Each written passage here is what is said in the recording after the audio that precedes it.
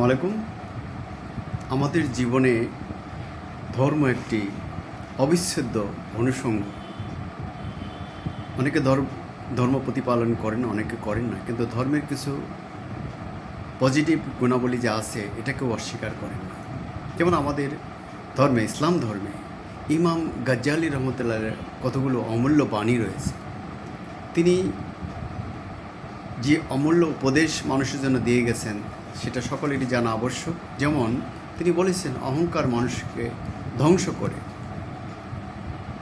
নিজেকে বড় মনে করা জঘন্য পাপ, আত্ম অহংকার প্রকৃতপক্ষে আল্লাহর সঙ্গে প্রতিদ্বন্দ্বিতা করা, নিজের চিন্তা মতামত উত্তম এবং অন্যের সব কিছুই তুচ্ছ জ্ঞান করা খুবই খারাপ কাজ, খারাপ রোগ।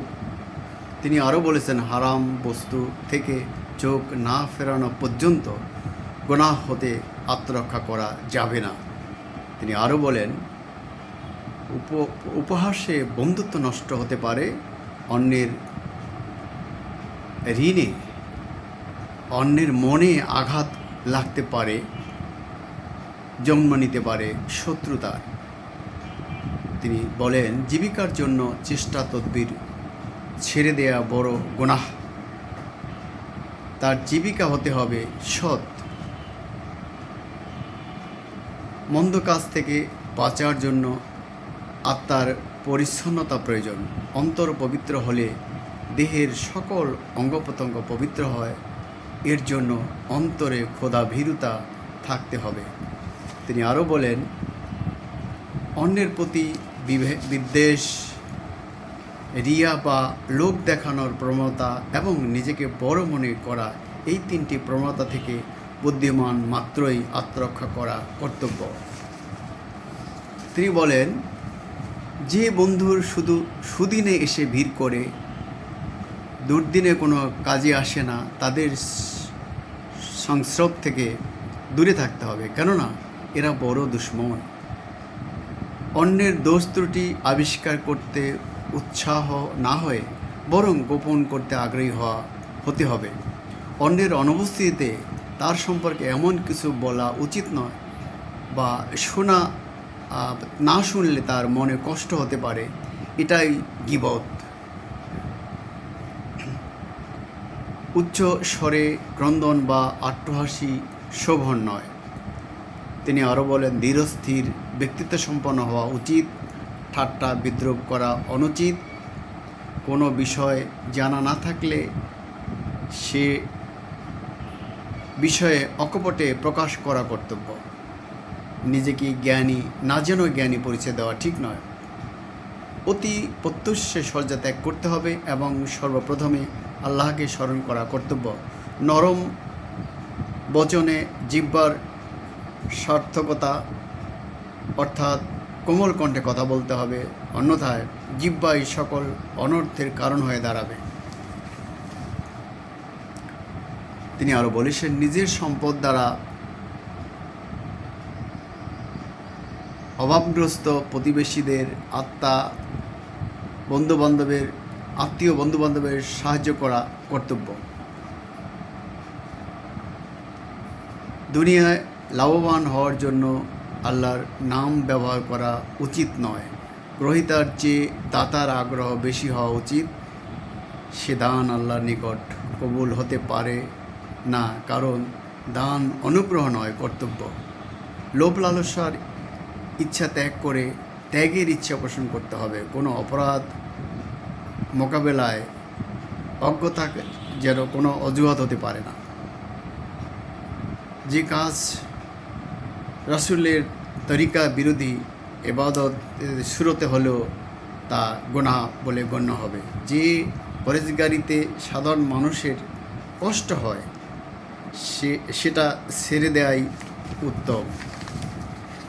তিনি বলেছেন, দুনিয়ার প্রত্যাশী আলেমের ভূমিকা শয়তানের চেয়েও জঘন্য। আমরা সকলেই আখেরাতের যাত্রী, প্রতিদিন নিঃশ্বাস একটি পদক্ষেপের মতো। বাকবিতণ্ডা, মুনাফিকি, রিয়া ও আত্মম্ভরিতা মতো অপরাধের উৎস। অন্যের নিকট থেকে যেরূপ ব্যবহার আশা করো, অন্যের সঙ্গে সেরূপ ব্যবহারই করো। সর্বদা জ্ঞান চর্চার অভ্যাস গড়ে তুলতে হবে। যে জ্ঞানে আত্মপরিচয় লাভ করা যায় তাই প্রকৃত জ্ঞান। স্বাস্থ্য ও এবাদতের শক্তির জন্য যতটুকু প্রয়োজন ততটুকু খাদ্য গ্রহণ করা, তৃপ্ত থাকতে হবে। মেহমানদারির ক্ষেত্রে সরলতা অবলম্বন করো, এতে কোনো মেহমান অসন্তুষ্ট হলে সে জঘন্য অপরাধী। আরও বলেছেন, ঋণ করে কেউ তা পরিশোধের ইচ্ছা না রাখে তবে নিঃসন্দেহে সে অপরাধী। দাওয়াত দেওয়া ও গ্রহণের ক্ষেত্রে আমির গরিব পার্থক্য করা যাবে না। বদমেজাজি স্ত্রীর উৎপাত সহ্য করেও তাকে শরীয়তের অনুগত রাখার চেষ্টা করা কর্তব্য। সকল মানুষকে তোমার পছন্দমানিক হবে যে পছন্দ চালানোর চেষ্টা করো না।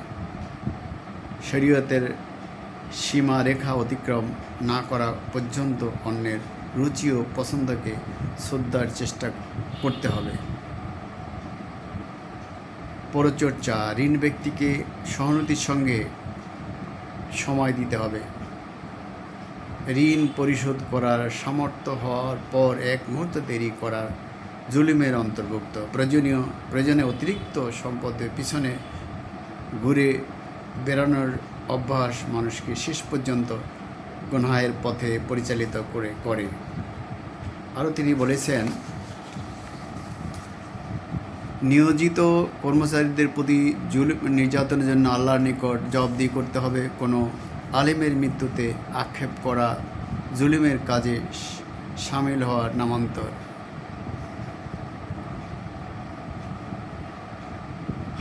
হারাম খাওয়া ও হারাম মাল দ্বারা সদকা দেয়া উভয়ই গুনাহের কাজ। হারাম থেকে বিরত না হয়ে নামাজ পড়ে পিঠ বাঁকা করে ফেলল এবং কেঁদে চোখে ঘা করে ফেলল কোনো ফায়দা হবে না। তিনি আরও বলেছেন, কোনো অভাবগ্রস্ত মানুষের কাছ থেকে অধিক মূল্যে কিছু কেনা সদকা দেওয়ার চেয়েও উত্তম। ধন্যবাদ।